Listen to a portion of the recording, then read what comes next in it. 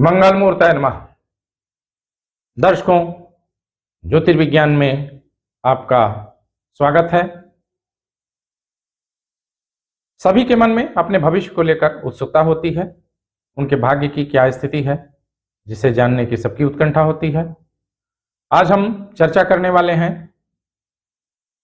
सभी कुंडलियों में दुर्योग कारक योग कैसे बनते हैं, खराब फल देने वाले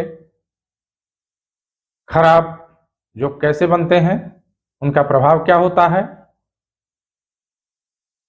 दर्शकों, जो लोग व्यक्तिगत रूप से अपनी कुंडली का भविष्यफल जानना चाहते हैं, वे लोग दिए गए व्हाट्सएप नंबर पर समय बुक कराकर अपने भविष्यफल पर बात कर सकते हैं। बिना समय बुक किए किसी भी प्रकार का चैट या बात संभव नहीं है। विभिन्न स्थानों में ग्रहों के योग से बनने वाले खराब फल देने वाले दुर्योग, निर्धन योग, किमद्रुम योग, सकट योग, धनबाधा योग, दरिद्री योग, धननाश योग तथा भिक्षुक योगों के बारे में चर्चा करेंगे। आइए सबसे पहले दुर्योग कैसे बनता है, इस विषय पर दृष्टि डालते हैं। अच्छे योगों के साथ साथ कुछ अशुभ और अकस्मात धन हानि करने वाले योग होते हैं, जिन्हें दुर्योग के नाम से जाना जाता है। इसमें यदि दशम भाव का स्वामी छठें, आठवें, 12वें भाव में बैठा हो तो इसे दुर्योग की संज्ञा दी गई है।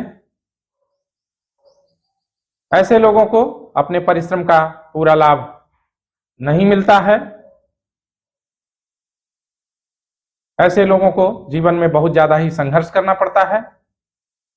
अब निर्धन स्थानों में ग्रहों के योग से बनने वाले निर्धन योग की चर्चा करते हैं।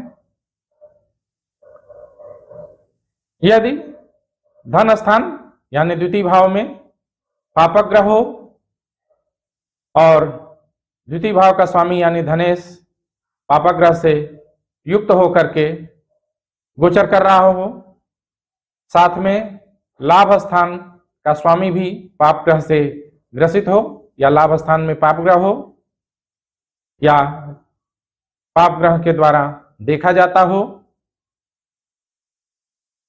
तो निर्धन योग बनता है। इस योग में लोग चाहे वो करोड़पति के घर में ही क्यों न जन्म लिए हों, लेकिन एक दिन थोड़े थोड़े धन के लिए भी, एक एक रुपयों के लिए भी दूसरों के सामने उन्हें हाथ पसारना पड़ता है। अर्थात ऐसा व्यक्ति करोड़पति के घर में भी जन्म लेकर एक दिन कंगाल हो जाता है। इस योग का तुरंत ही समन कराना चाहिए।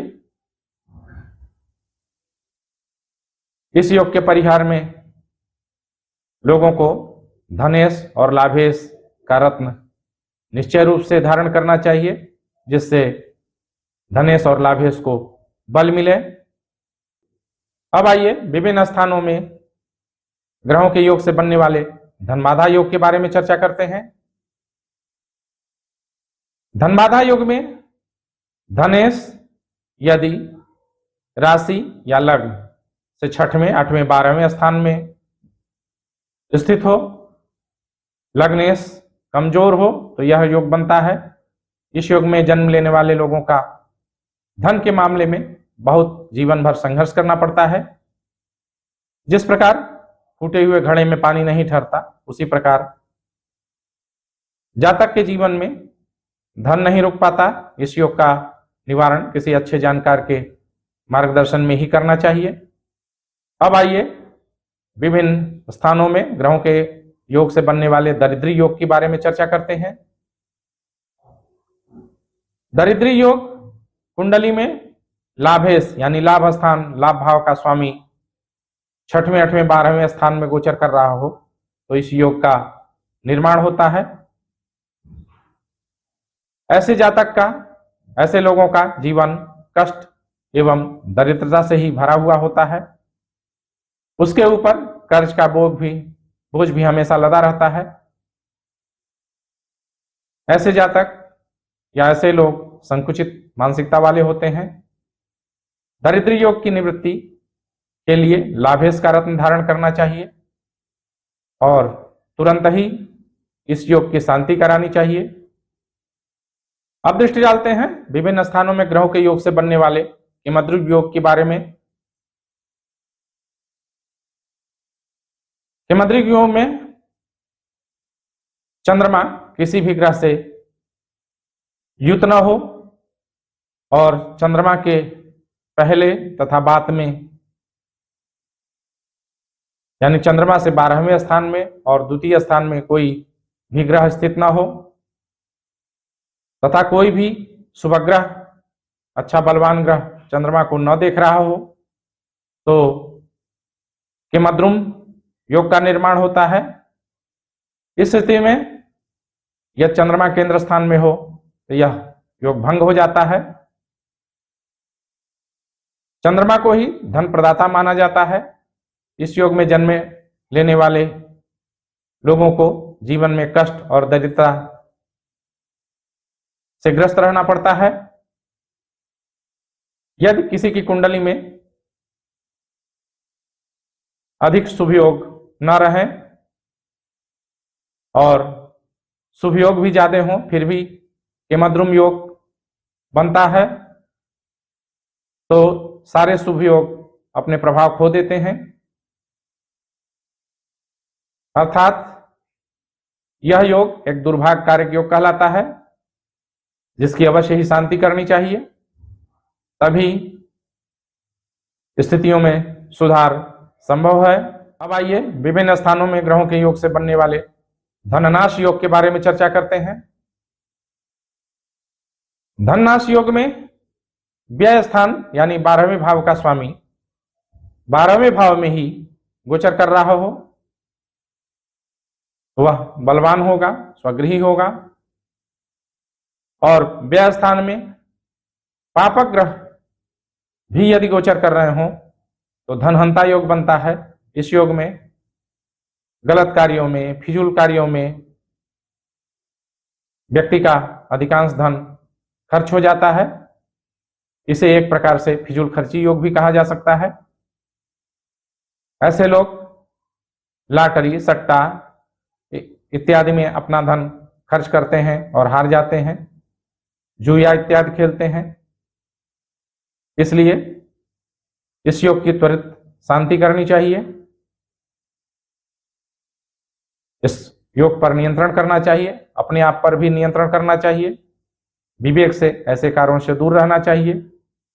अब दृष्टि डालते हैं विभिन्न ग्रहों के योग से बनने वाले सकट योग के बारे में। सकट योग में बृहस्पति से चंद्रमा छठें, 8वें और 12वें स्थान में गोचर कर रहा हो,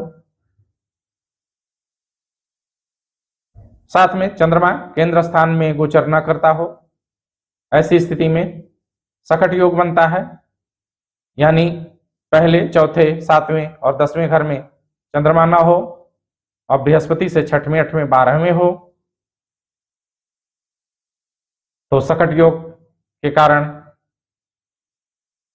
ऐसे लोगों के सभी कार्य विफल हो जाते हैं, सारे संघर्ष बेकार हो जाते हैं, किसी का कोई फल नहीं मिलता, सभी काम विपरीत होते हैं। किसी भी काम में हाथ डालेंगे तो असफल हो जाएगा, हानि होगी, धन का हमेशा अभाव बने रहेगा, पूरा जीवन उतार चढ़ाव भरा रहेगा। इसमें सगे संबंधी भी संकट के समय काम में नहीं आते। अतः यह दुर्भाग्य कारक योग की अवश्य शांति करानी चाहिए, जिससे शांति के बाद ही इसका प्रभाव कम हो पाता है। अब आइए विभिन्न स्थानों में ग्रहों के योग से बनने वाले भिक्षु योग की चर्चा करते हैं। भिक्षिक योग में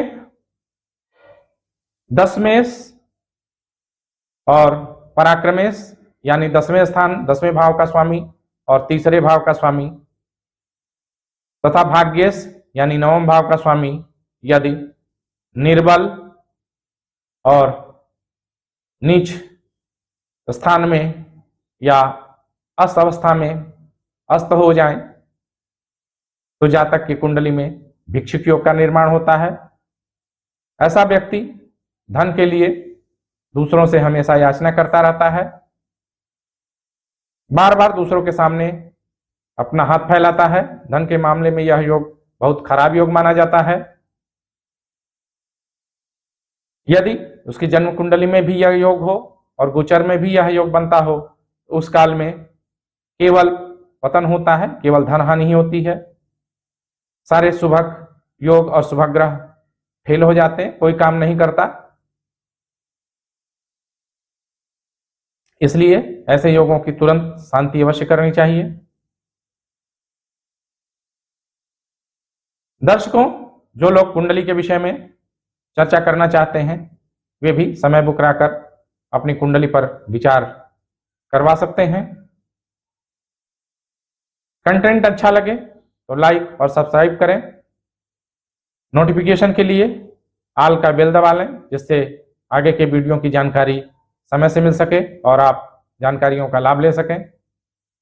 हरिओम।